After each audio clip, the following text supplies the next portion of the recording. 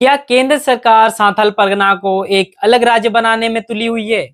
क्या झारखंड में राष्ट्रपति शासन लगने वाला है, या फिर झारखंड में परिसमन से पहले घुसपैठियों की जांच की जाएगी, या परिसमन बाद में किया जाएगा? और क्या झारखंड में 1951 से लेकर साल 1911 के बीच 70% आबादी आदिवासियों की घटी है? इन सभी मुद्दों को पर विस्तार से चर्चा करेंगे। उससे पहले मैं गणेश और आप देखना शुरू कर चुके हैं सच बोलो इंडिया। दरअसल गोड्डा से सांसद निशिकांत दुबे ने लोकसभा शून्य काल में झारखंड संथाल परगना में घटती आदिवासियों की जनसंख्या और बढ़ती मुसलमानों की जनसंख्या को लेकर लोकसभा में बातों का जिक्र किया।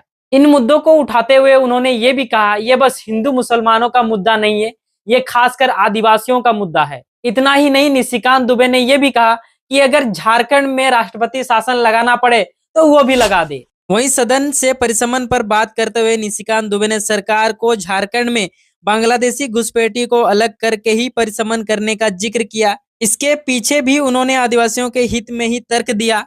उन्होंने कहा, आजादी के बाद से ही मुसलमानों की आबादी में 15% बढ़ोतरी हुई है, जबकि आदिवासियों की जनसंख्या घटी है। ऐसे में अगर राज्य में जनसंख्या के आधार पर परिसमन होगा तो आदिवासियों के लिए आरक्षण सीट कम हो सकती है। फिलहाल राज्य के 14 लोकसभा सीटों में से 5 सीट आदिवासियों के लिए आरक्षित है। सांथाल परगना में आदिवासियों की आबादी 45% थी, जो कि साल 2011 में घटकर केवल 28% रह गई है। इसी अवधि में मुसलमानों की जनसंख्या 9% से बढ़कर 24% हो गई है। दुबे ने कहा कि मेरे आग्रह है कि परिसमन आदिवासियों को अलग करके ही किया जाए। उन्होंने ये भी कहा, इस पूरे इलाके को एक अलग प्रदेश बनाया जा सकता है तो वो भी बना दीजिए। इसके अलावा निशिकांत दुबे ने कहा कि साल 1951 से साल 1911 के बीच मुसलमानों की आबादी 4% बढ़ी है, लेकिन सांथाल परगना में इसी दरमियान मुसलमानों की आबादी 15% बढ़ी। ये बांग्लादेशी घुसपैठियों की वजह से हुआ है। निशिकांत दुबे ने पहले की तरह एक बार फिर बांग्लादेशी मुसलमानों के द्वारा आदिवासियों के जमीन पर कब्जा, लड़कियों से शादी करने का मुद्दा भी उठाया है। क्या ये मुद्दा इतना ही चिंताजनक है जितना ये सरकारें हमें समझाने की कोशिश कर रही है, या ये बस राजनीति दाव है जो लोगों को भटकाने की कोशिश की जा रही है?